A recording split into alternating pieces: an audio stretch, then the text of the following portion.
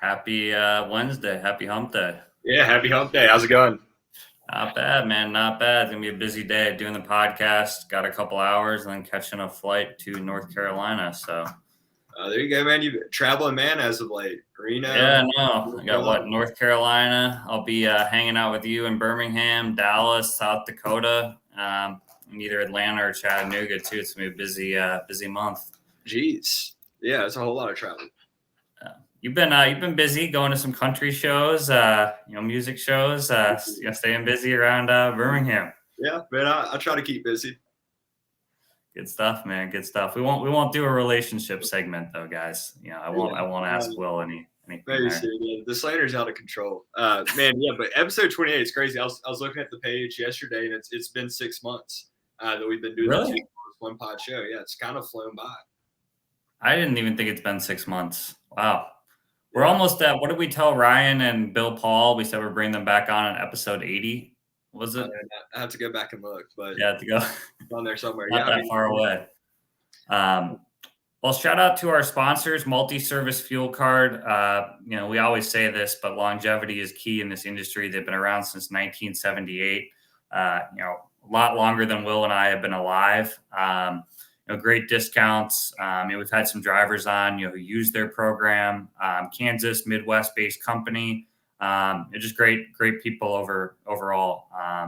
And a great fuel card. I haven't heard anything negative about it. Yeah, solid company, and they really embody their values, right? You see a lot of companies that say they care about the customer, their input.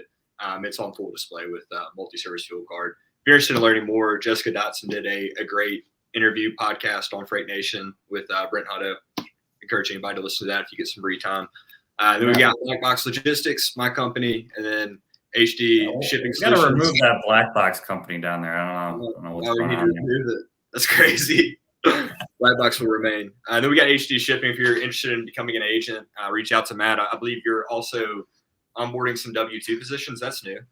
Yeah, I'm helping out. I'm not doing the actual hiring decisions on that, but we are hiring some W-2 W-2 brokers remote and in Phoenix in the office. So I'm not actually doing the hiring, but we are, I can put you in the right direction if you're looking to be a W-2 rep remote.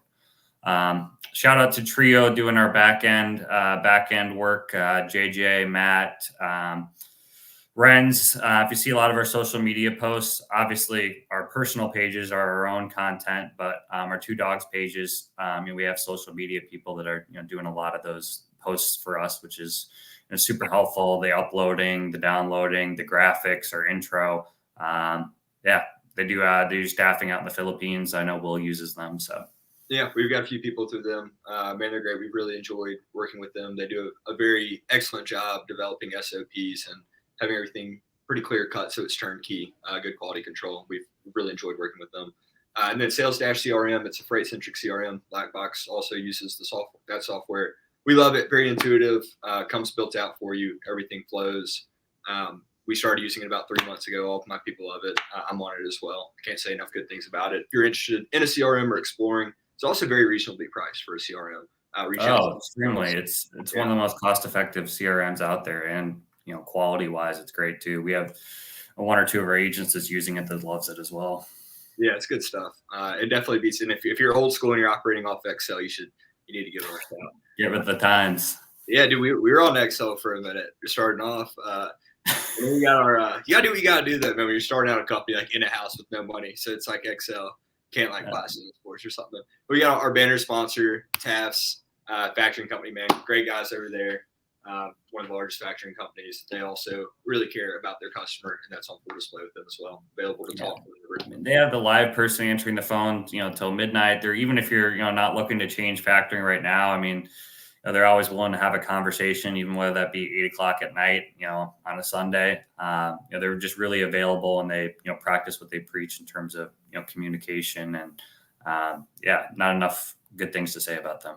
And one thing that I recently learned, we had Taft's on last week. They have a ton of educational material out there for not just their customers, but anybody. If you're looking to learn about factoring, how it works, or just the industry as a whole, which I thought that was really cool, right?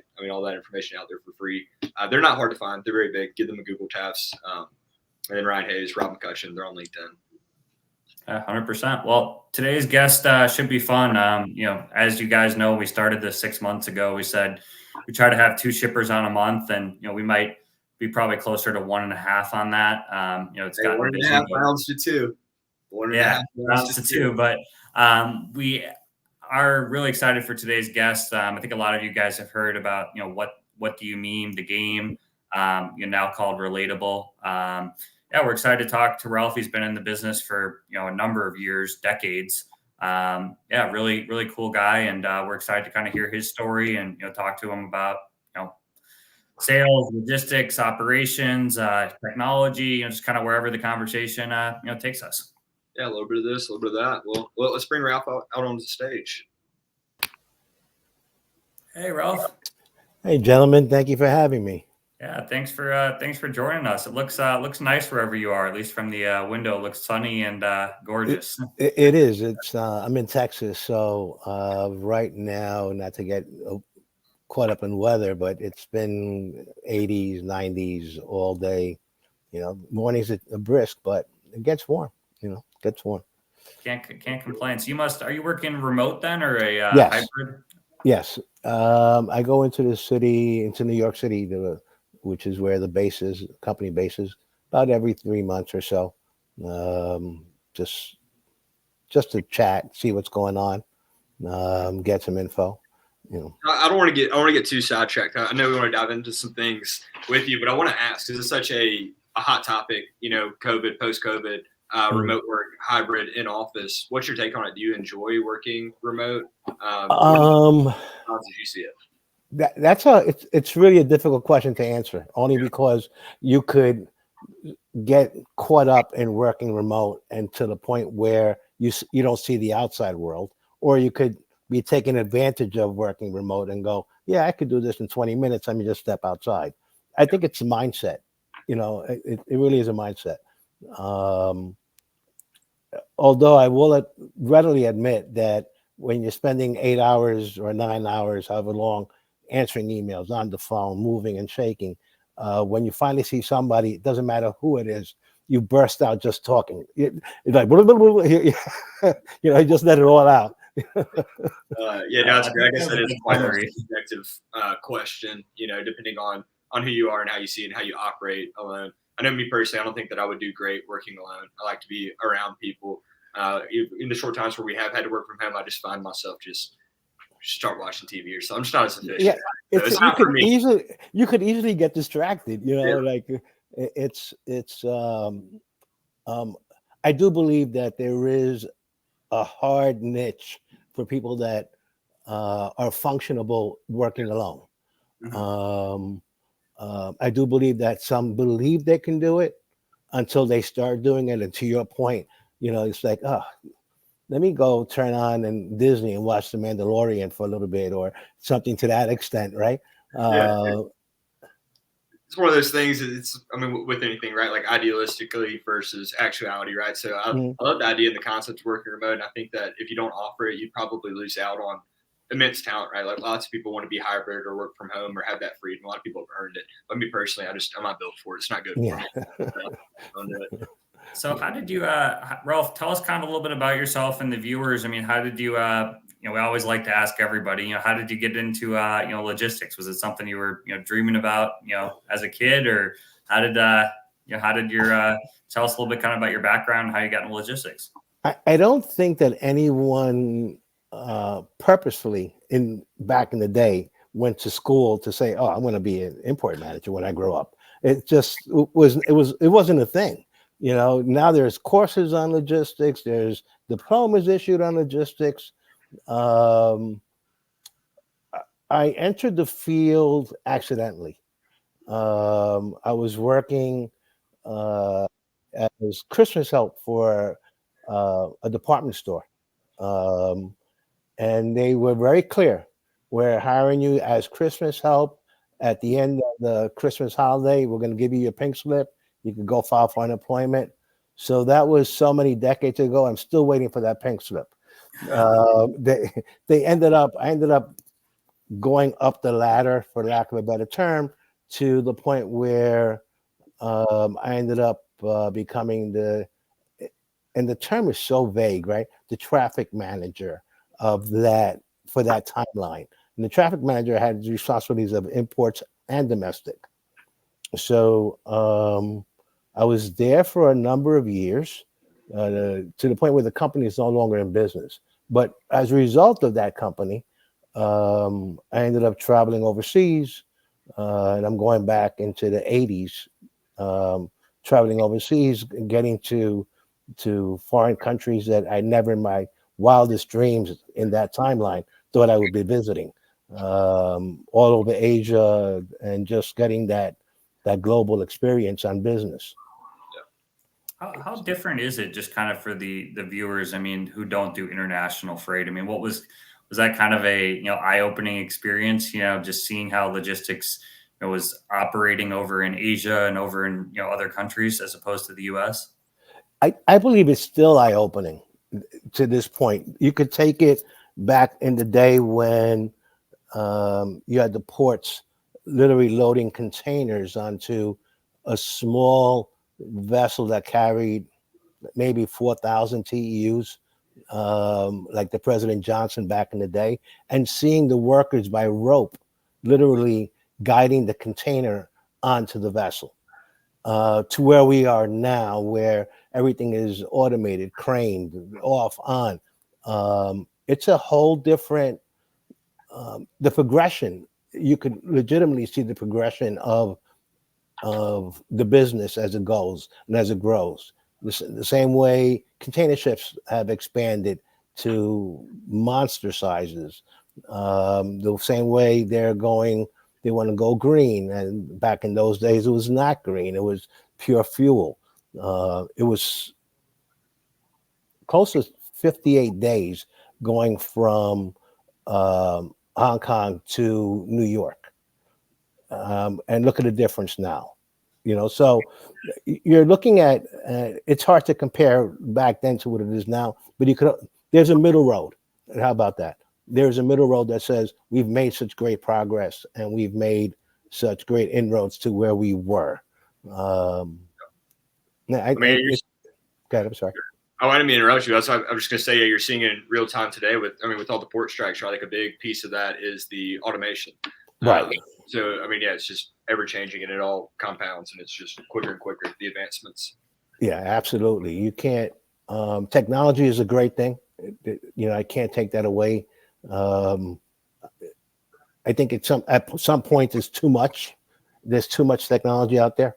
The average, using myself as an example, if I was to spend all the time with all the technology from everybody sending me, hey, look at this is what I got, look at this, I wouldn't be able to do my job, because I'll be so busy looking at, oh, look, maybe I could use this. Oh, that's already a day old. Let me go to this guy. That's current.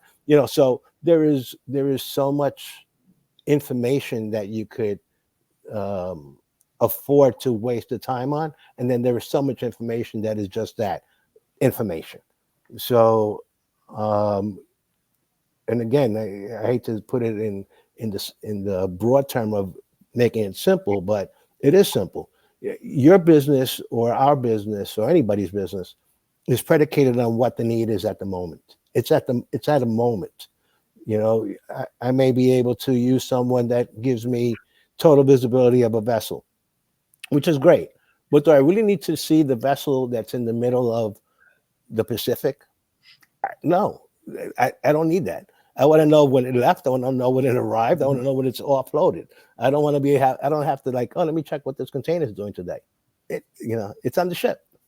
How often do you have, I know it's a good segue, we're bringing up technology. I mean, when you're obviously get a lot of sales emails from, brokerages, carriers, is that a common, how really important is that to you? It sounds like it's not, very low on the list of importance, but it sounds like you're hearing that a lot in, different sales pitches. We have the best technology. We have the best, this, but to you, that's probably not, the most important thing, or even really on the top 5. Yeah, it's not, only because when you read the opening line of an email that says, I could save you, well, you don't know what I'm paying. So how are you going to save me? As soon as I read that, you lost me. If you come to me with an offer that says, I want to learn your business to be able to understand it, to be able to show you what we can do, that's something different. Yeah. But as soon as someone says, "Oh, we're the best," we could do well. How do you know who I'm using? How do you know what I'm paying? If you don't know any of that detail, how are you making such a blanket statement? Yeah, that's something we hear commonly from shippers we have on the show. I mean, how many of your emails do you think that you get are like that? Where they're copy and pasted, or they have the best rates, or the best money. I mean, out of all the sales inquiries, do you think it's getting any better over the years, or do you think it's getting more kind of spray and pray over the years? I think it's a broad blanket that's being sent out to everybody, not just myself. Everybody may get the same. It's like a Christmas card. They just change the name on it and just send it out. That's how I look at it. But I would say that the amount of emails that I get daily on just people fishing, for lack of a better term, I'd say 30% of my inbox is filled with people fishing, which is a lot. Yeah, that is a lot. Everybody's the best, right? And yeah, most likely is like a mail order BCC where they just got your name in a template and it's pretty like generic, right?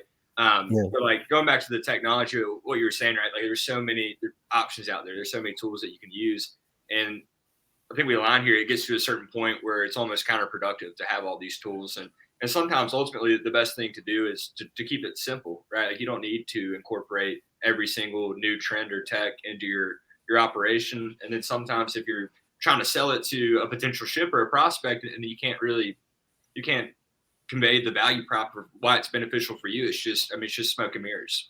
Yeah, you're 100% correct. It's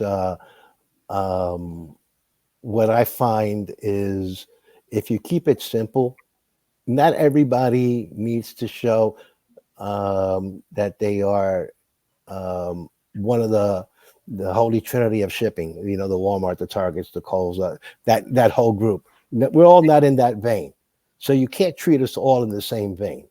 One of the bigger issues that I've had going back to my past, going to almost present, is most sales, they're already talking before they sit down.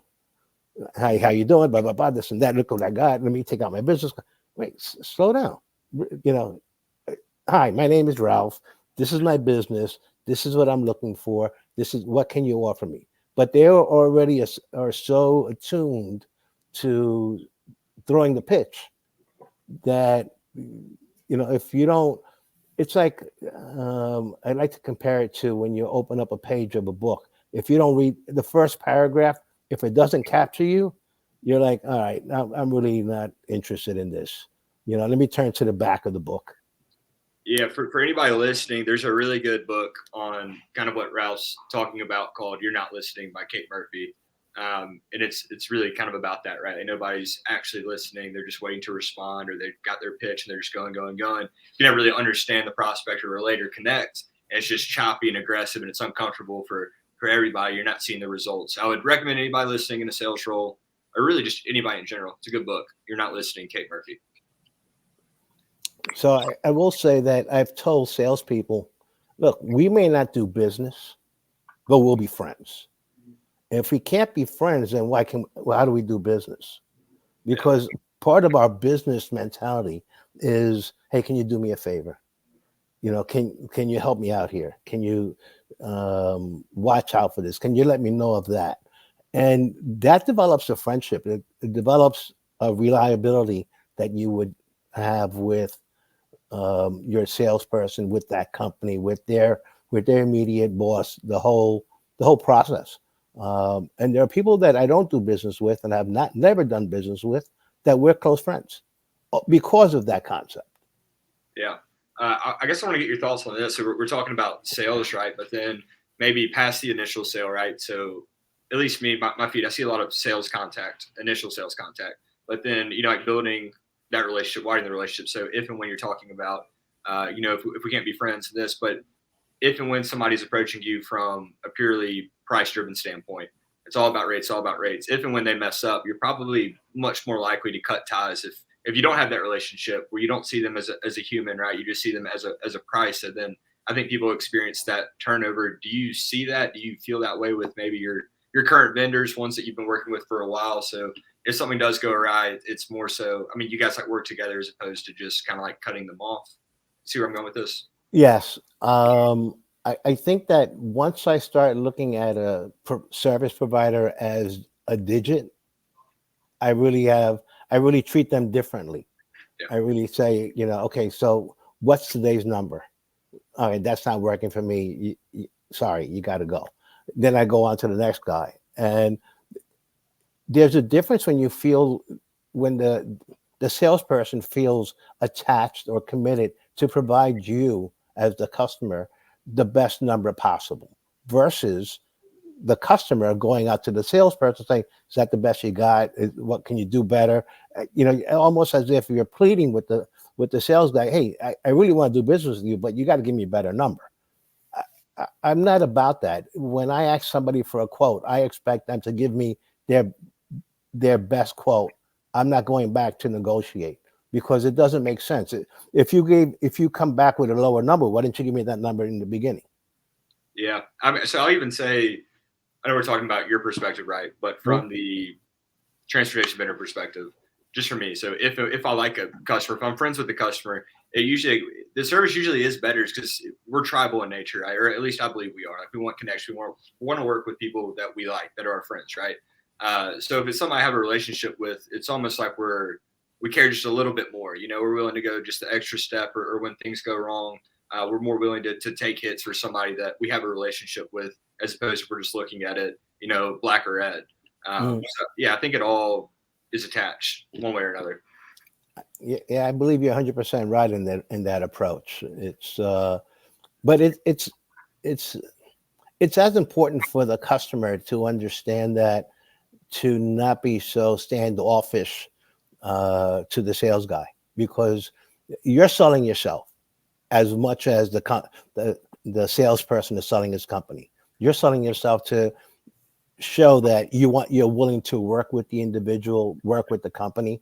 And if you could translate your vision, your viewpoint, your need to the salesperson, 9 out of 10 salespeople will react to that need. They'll say, okay, this is a good company, this is a good representative, this is a good potential customer. What do we do for him? That's really, at the end of the day, how I see it. Yeah, I've actually never heard anybody put it like that, but when you say it, it makes a lot of sense, right? I think there's a lot of truth and value in that. How do you, kind of talking about communication here too? I mean, do you get a lot of different communication? I mean, do you have people, calling you, emailing you, LinkedIn messaging you? I mean, what's kind of your preferred, communication? Obviously, salespeople have a job to do, but there's, obviously, boundaries and, best practices as well. What's kind of your take on that? I mean, obviously, you probably don't want someone calling your cell phone at, 5 a.m. when you're trying to get work done. I have in my head just a couple of basic rules.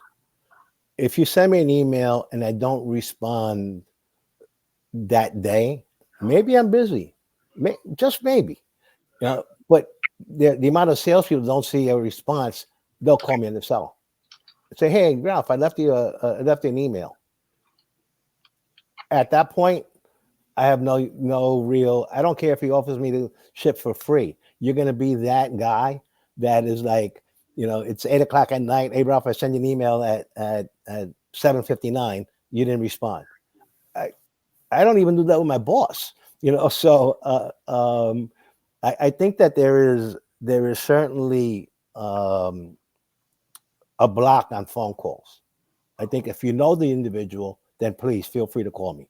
If you don't know, how do you take that liberty to just call somebody and say, I sent an email, we didn't connect? Maybe your pitch wasn't what I was looking for, maybe. But generally, my rule has been throughout my career with emails. If I get an email, I feel it's responsible on my part to respond within 10 minutes. I have a timeline, a mental timeline that says 10 minutes, 15 minutes at the most, I'm going to respond. Whether I want to continue the conversation or a simple thanks, I got it, whatever, I'll always give a response. Well, we're probably putting you behind with this podcast. So No, I'm watching them go by now. But on LinkedIn, I think it's great. You know, everybody wants to follow you, and they'll follow. You know, if this link goes on my profile, they'll follow that and they'll make comments and whatever. But I'd rather if I respond to your LinkedIn and you say, hey, Ralph, listen, I want to send you an email. Give me your email, direct email. Okay, you know, you got it. I'll send it to you. Give me your business email. I'll give you that. I have nothing to hide, so no qualms of giving you whatever you ask for, as long as it's going to serve us both. I'm not just going to give out information to a guy in Illinois that says, "Oh, I have a warehouse here in Illinois." Well, I don't ship to Illinois. That's great. You know, it's that type of thing. It's that type of thing. Well, you'll probably get some LinkedIn messages post podcast. So apologies in advance. Yeah. No. That's great. That's perfect. You know, it says that now. Don't worry, I know where you guys live. You know. So what? I saw an interesting post too. Not to kind of go back, it's obviously a hot topic. We didn't know, you know, with the ports, you know, the strike going on. We obviously didn't know that when we were going to have you on there. And I, you know, saw an interesting post, you know, today from Timothy Dooner, who has, you know, a podcast, What the Truck, you know, about how many, you know, brokerages, you know, warn their, you know, customers of this, you know, strike happening, you know, and how many, you know, did, and just kind of how much of a consultant, you know, that, you know, sales reps and, you know, customer reps are to shippers. You know, maybe kind of, you know, talk about that. Were these kind of conversations you had with your providers prior to the strike, or was it kind of just on your own? Or I guess, how does, you know, that kind of line of communication work with your, you know, providers? Well, I think that there is okay, now we go back to the relationship issue, right? So when the potential strike was discussed months ago, and I mean months ago, most of my providers say, hey, Ralph, look, there's a potential for this strike, and I would recommend that you start looking at different venues, different methods of moving the cargo if it's going to the East Coast. Perfect. I had other guys, as the timeline was moving forward, they were like, Ralph, this looks like it's 60% going through. Timeline passes 70% going through. So my forwarders or my brokers were consistently feeding me information so I could advise the company that the method or the action mode on getting this done. And I'm fortunate that the company has a good ear and they understand that what the pitfalls were going to be. So I felt all along that if the strike is going to happen, it doesn't matter if you didn't have your ducks already in the water, so to speak, you know, you were going to have an issue no matter what. It doesn't help either that Canada was always under the impending threat of strike, that the carriers you had Golden Week this week as well. So everybody was trying to ship in advance. Yeah, the air freight just went through the roof.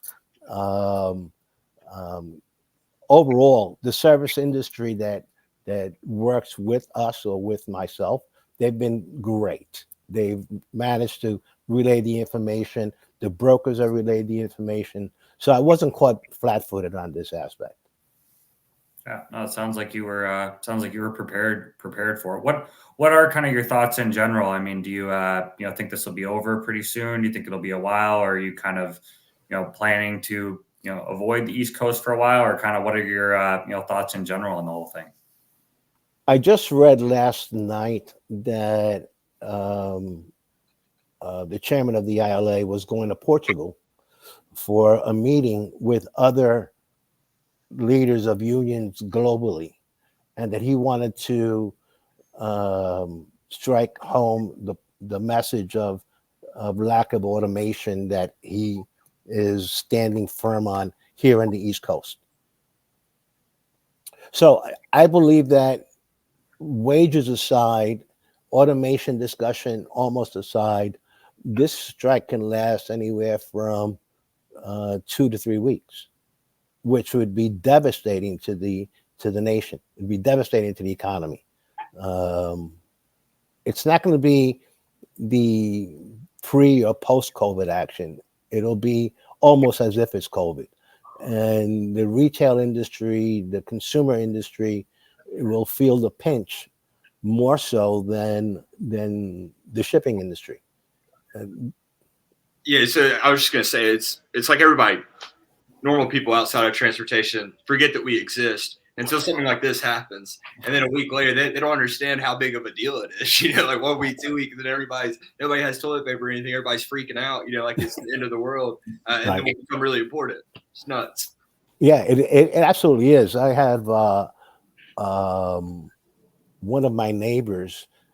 He works in the car industry, so I said to him, "Tell me you're not going to mark up the cars that you have right now in your showroom." And he goes, "For what?" So, "Because of the strike." "Oh, that's not going to affect us." "Really? How come?"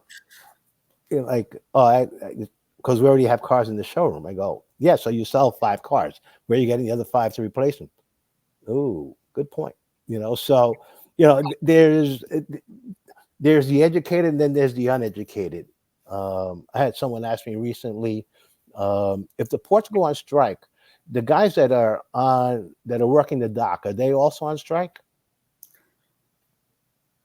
They go, "Yeah, it's called the union. They're all working in the same spot." So I hope that wasn't one of your reps that asked you that. no, That would be right. no, it was not. No, it's definitely that's the fun thing, I'm sure, about your job as well. I mean, every day, isn't the same. You're dealing with all types of fast moving parts. I'm kind of talking a little bit more about Relatable. So obviously they have the big game. What do you mean? So is that, you guys, from looking into it, you guys manufacture a lot of games? Is there different countries that you guys are more heavily involved in shipping to, or all over? Kind of, I guess, tell us We're what you pretty can kind of global. about Relatable. Yeah, no, we're pretty global. The company is 32% of the toy market, which is a big market. Jeez. We ship globally, we ship internationally, we ship domestically, we ship to the big suppliers, the big block, uh, uh, big retailers. So we're pretty much impactful. We have a great process. The branding team has its thought process, creates the items, it goes over to our S&P team. They process it through overseas to do the Asia. They help create the game. It's a consistent flow of information until it lands with the logistics team that ends up, the last mile of the product. Everything.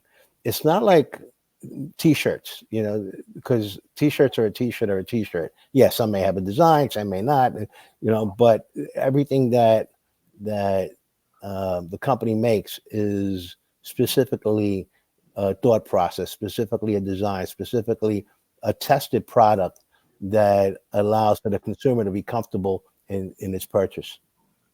Well, I didn't know that. I didn't realize Relatable was that big. 32% of the toy market is massive. Are Yes. you handling mainly the import side? Or are you dealing with domestic and everything? Or you have kind of a certain area that you cover? I imagine you have to have a pretty big logistics team if you guys have 32% of the toy market. We're pretty. I handle the logistics side of it, the imports. I handle some of the domestic, not all of it. But that's it.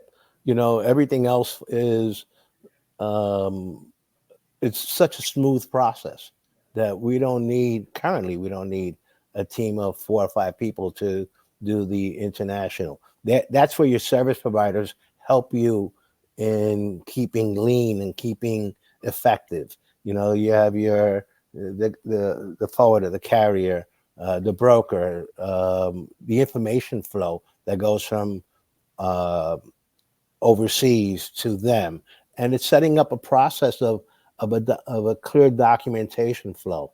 This goes to this guy, this goes to that guy, that guy. So once all that is set up, it's pretty vanilla. You're just dealing with all the internal things here that affect the external until it hits the 3PL for handling. So in my mind, it's you have the process set up, everything else can just flow steadily without interruption. Yeah, I think that's just like kind of like timeless wisdom as far as staying lean for people as long as the processes are smooth. A lot of times it seems like people throw bodies instead of getting the processes clean. It just makes it worse. But if and when you take the time to have the SOPs, processes, clean workflows, all that, everything's much smoother. Just want to say that, Matt. Didn't mean to interrupt you. If you want to ask your question. No, I didn't have anything to say. I was just saying that was interesting. No, I think you made a good point on that. If you had to guess how many truckloads that would be a year, 32% of the toy market, do you have any kind of idea of how much freight you guys are moving? It's a lot of toys. Yeah, but it's not. It's all boxes, right? So I told my boss not so long ago, I said, so we'll bring in, just spitballing a number, let's say we bring in 1,000 containers. At the end of the day, for me, it's 1,000 containers with boxes. So all I'm really doing is moving a big box with a lot of small brown boxes across the world to get offloaded in a warehouse to show me that they have all the little boxes. Then I get rid of the big box. I don't care what's in the little box. Good way to look at it. That's spoken like a true transportation professional, the way you just described that. It's like taking down this very intricate process and just making it super simple. It's a big box, little boxes, big container across the ocean. That's great. Yeah, it's again. I try to work by the thought process as if I keep it simple, it'll be simple. So that way, when something gets complicated, I just didn't drive myself nuts by overcomplicating something else. Yeah, there's an acronym. I think it originates from the military. Don't quote me, but it's KISS. Keep it simple, stupid. And I believe it was people that were working on some quite intricate projects. I mean, like rocket science, and that was one of their go-tos. Keep it simple, stupid. Right. And those are some of the smartest people in the world dealing with, like crazy work, right? So I think ultimately, as humans, sometimes we have a tendency to overcomplicate, make things tougher than they need to be. Ultimately, a lot of times, simplicity is the key. Agreed, 100%. What was are there any other last points you want to touch on, Ralph? It's the hour's kind of gone by fast. We've enjoyed having you on. I mean, learned a lot. I had no idea a couple things you said, and I think some things we hear, it's interesting here commonly from shippers about the spray and pray email approach. We have the best rates. It's cool kind of hearing things reiterated by a lot of different shippers we have on, and I think you probably helped a lot of our audience. Well, first of all, I appreciate you guys having me on. It's a pleasure talking with you both. I will say this, that in all my years, it's a question of who's the most humblest. You could do your job on a humble level. Everybody around you I think will give you that additional respect of trying to elevate you as the person. So to that point, I don't believe I would have been anywhere in this business without having that approach. Because people are not necessarily attracted to other people that are just ego driven, right? So we all have egos, but It's how you manage that, and that helps us, at least myself, in this industry. I'm not looking to be the top chef. I just want to be a sous chef and just make sure that everything runs smoothly. Let the top chef be the top chef. A sous chef is good too. Yeah, no, I love that. They say, if you want to go fast, go alone. If you want to go far, go together. Right. So yeah, that's a great little recap. We're gonna have a couple good quotes from you, Ralph, from this show. We sometimes put quotes on rerun clips. So there's a couple really insightful quotes you've had that I'm sure our media team's gonna want to clip. Thank you. You guys flatter me. Appreciate it. Yeah, no problem. Thanks again for joining us, Ralph, and we'll have to have you on again in the future. Super. I look forward to that. Thanks, Ralph. Thanks, Ralph. All right, man. That was fun. Yeah, that was a good one. I didn't realize that they had 32% of the toy market. That's a lot. No, I didn't either. We've had that a couple times, I feel like, on shows. Remember when we had Mark on? The amount of shipments he handled, we didn't know before the show. I think if we count up all the transportation people and the amount of freight that's been handled on our show, we'd probably be the size of a several $100 million brokerage. I know, man. I'm gonna have to start plugging Black Box into the podcast, see if we can get some business.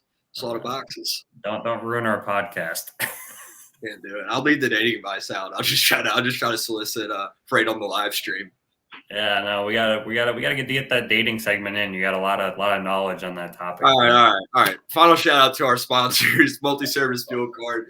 Been in business forever. They truly care about their guys. Great fuel cards. They've got some good tech too. We've had drivers on. They can't say enough good things about them. And those are drivers that aren't paid. They're not sponsored. They just truly love the company. Great group over there. Yeah, Black Box Logistics, my company. Great 3PL in the Magic City, Birmingham, Alabama. And then HD Shipping Solutions. Matt recruits agents for them. It's a fast growing brokerage out of Reno, Nevada. I think they've got some W-2 positions available. Yeah, we have some W-2 positions. I have the hiring say on the agent side, but we do have there's some W-2 positions, as well, open, base, commission, remote, split model. Ping pong tables. Say that again. Ping pong tables. Yeah, they do have a ping pong table out in Reno, at least. When I was out there, I did play some ping pong. Can't hate it. Then we got Trio Inc. They do offshore staffing in the Philippines. All of our graphics, the majority of the posts from the two dogs are from Trio. They do great work. Black Box has a few guys through them, track and trace after hours. Can't say enough good things about them. And then we've got our banner sponsor, Taps Factoring. Great company out of Missouri, one of the biggest factoring companies. Again, they truly care about their guys. Sales reps, man, they'll give us our cell phone. They'll give out their cell phone to talk to a driver at like 9 p.m. They truly care. Tons of educational content on their website. They're not hard to find. They're very big. Google Taps, you can find all of it. Rob McCutcheon, Ryan Hayes, you can find them on LinkedIn. Well, that's a wrap. We'll be back. We'll be back next week. I think we're gonna have a brokerage CEO on next week, so that should be a fun show either next week or the week after. We actually got a couple on the brokerage CEO side guests lined up here for the next month or so. But yeah, it should be fun. And we will be back next week. It's kind of fun. I've noticed we do different times. We've done 10 a.m., 3 p.m., 2 p.m. Maybe we got to try a 6 a.m. show or something one of these days. I don't know about 6 a.m. But we'll see. We'll see. Well, yeah, keep tuned to the pages. Appreciate everybody that tuned in. We'll be back at it next week, and that's a wrap for episode 28. Sounds good. See you, Will. See you.